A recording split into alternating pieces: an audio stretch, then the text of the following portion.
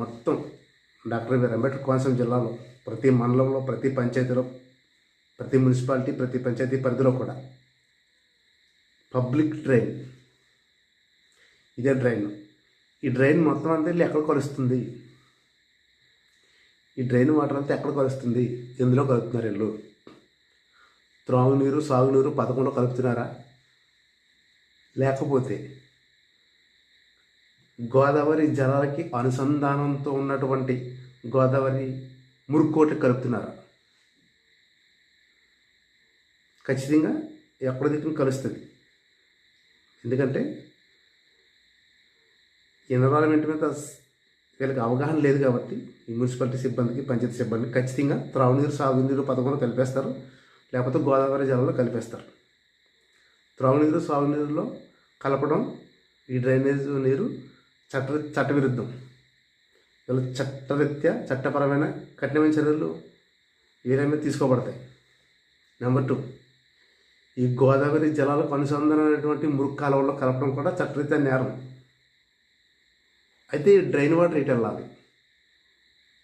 మరి సిటీలో drain water అంతా ఎక్కడికి వెళ్ళాలి, ఎందులో కలపాలనేది ప్రశ్న, మీ ప్రశ్న. కానీ ఈ మున్సిపాలిటీ పరిధిలో డ్రైన్ వాటర్ మొత్తం అంతా కూడా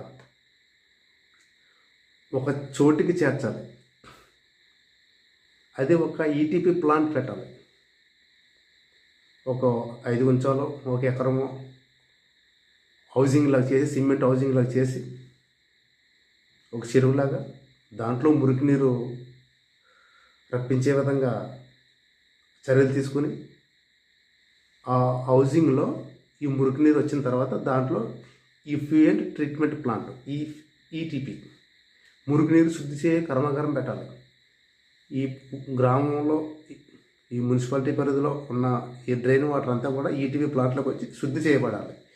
ఆ శుద్ధి చేసిన వాటర్ మీరు ఎక్కడికైనా తోడుకోవచ్చు, చెట్లకు వేసుకోవచ్చు, గోదావరి జలంలో కలుపుకోవచ్చు, శుద్ధి చేసిన వాటర్.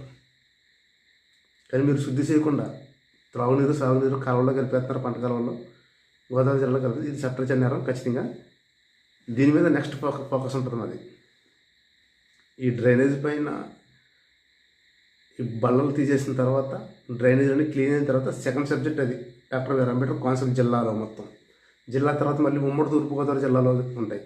మొత్తం స్టేట్ వైడ్ కూడా